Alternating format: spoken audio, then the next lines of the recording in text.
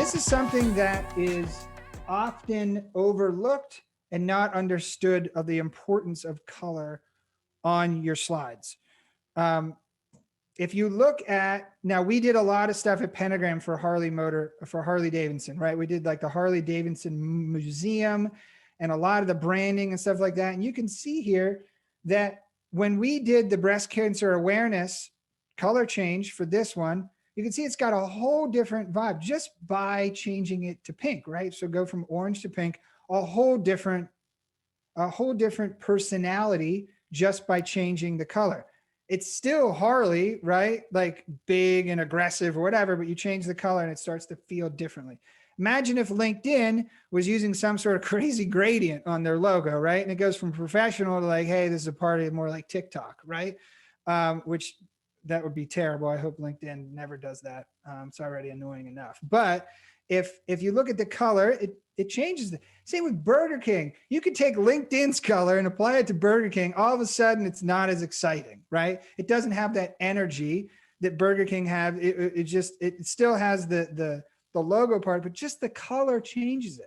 Bank of America, red and blue American colors, if they change it to this, and I'm making like very obvious examples right here, but this just looks ridiculous, right? It doesn't fit with the personality of Bank of America. Now, what I see a lot, imagine if I did a deck for McDonald's, and McDonald's has a great brand, it's very recognizable, and they gave me this slide. I see this all the time where founders who have great marketing, a beautiful website, and then they give me a deck that looks like this.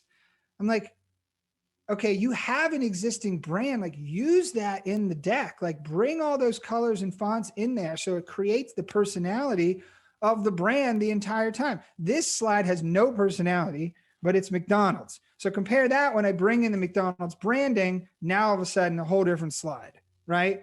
Big, beautiful imagery, McDonald's logo, McDonald's colors, the McDonald's font, all of these things, difference between this and this. Same exact copy, way different personality.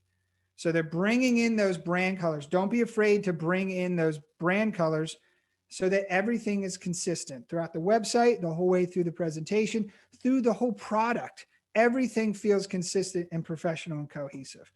Now, if you look at how to choose a color, obviously there's millions of different colors. My wife is actually a paint color specialist.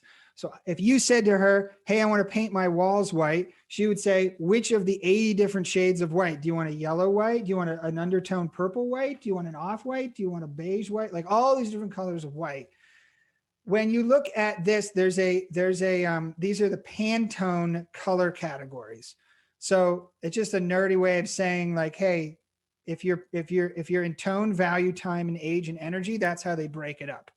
So a color has a tone, a value, a time, age, and an energy. A playful tone, very bright, poppy colors or whatever. And then you have serious, which is more blues, grays, banking kind of thing. Luxurious is you have the Chanels and stuff like that. They're going to go with those muted pinks and browns.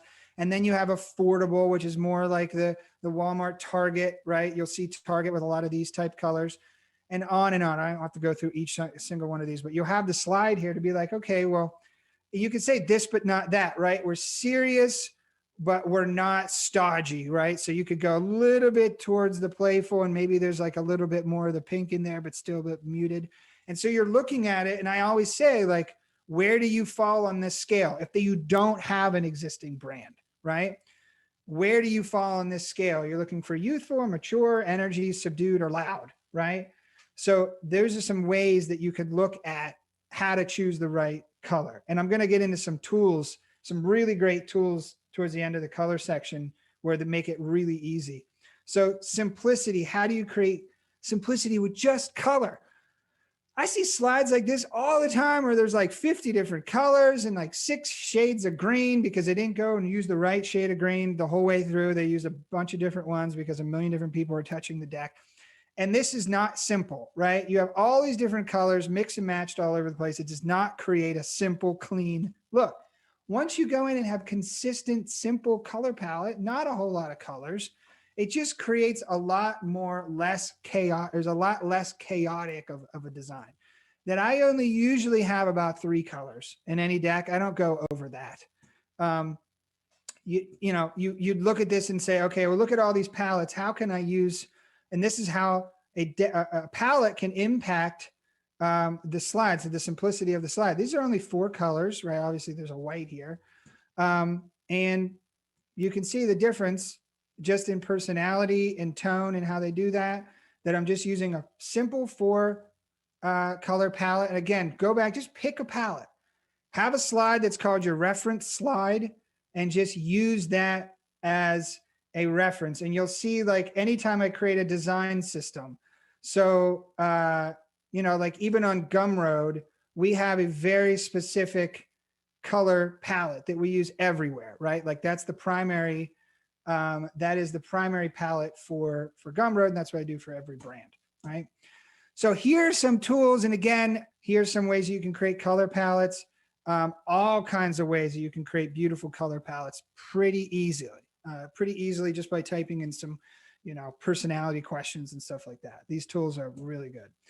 Then we have consistency. Look at these slides. You say, okay, purple is title slide.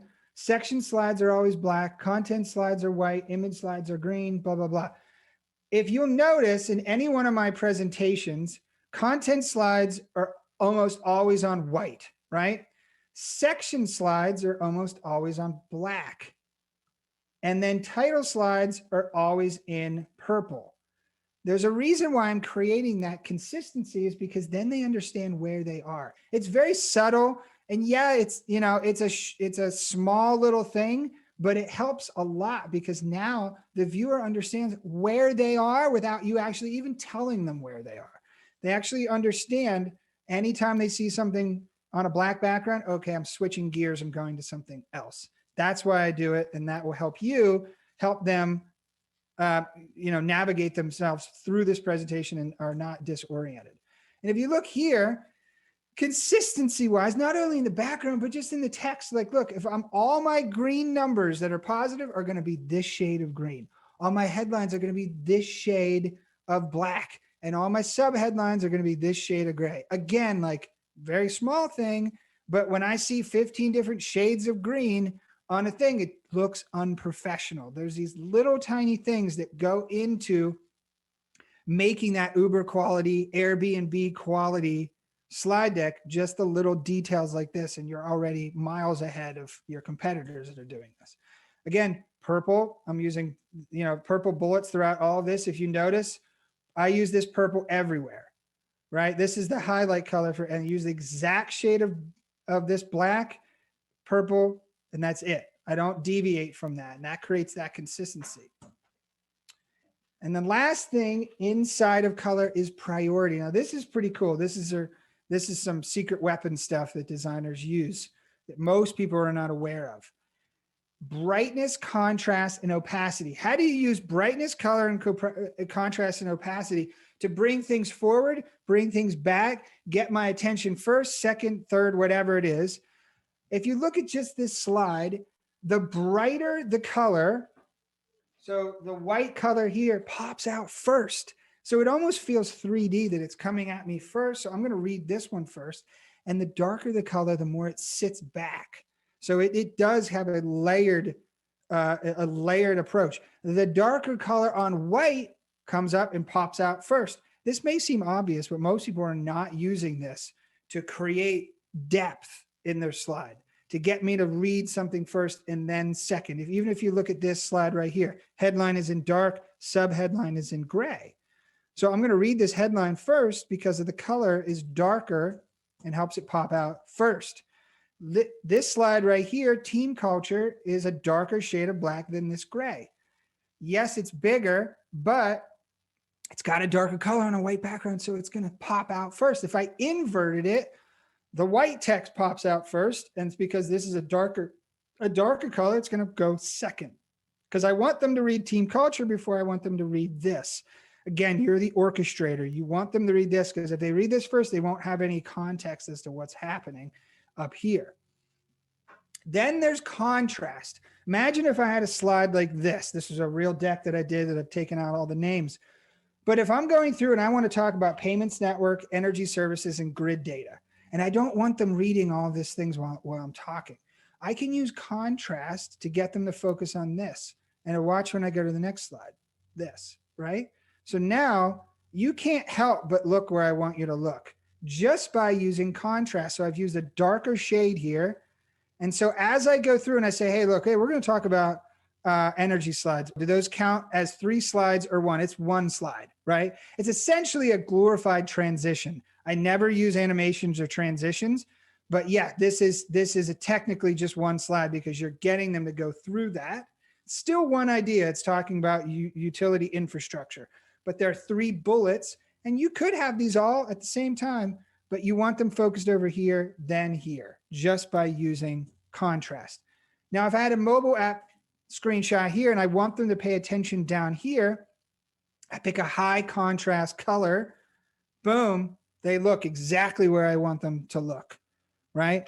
And I know that they're looking at this. I use an app called Full Story if you're using web apps, and records the sessions. I can see and I orchestrate the whole onboarding flow. I want them to look here and click this button next, and then look at this, and I can watch their mouse move as they read the page and go back up and forth.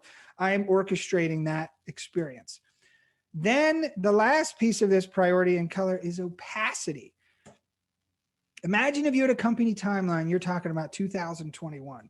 Well, you could just take the opacity down of these, and now you're focused on 2021. What do you think I do here, right? This is just opacity. And that's how your eye is drawn right here, just by making this 50% and this 100%. So all I did, very simple, is just make this 100%. And again, I can talk through each one of these points in the order at which I want them to see that. Imagine if I had a McDonald's slide and I want you focused on the bacon thing, because I'm going to talk about, hey, we're going after the bacon market first. That's going to be the big market. Then I just make the others opaque and the bacon one pops out, right? They cannot help looking right where you want them to look. And that's the goal. That's using design as a tool to get them to read what you want them to read. Now we'll talk about fonts, and then we'll go into images.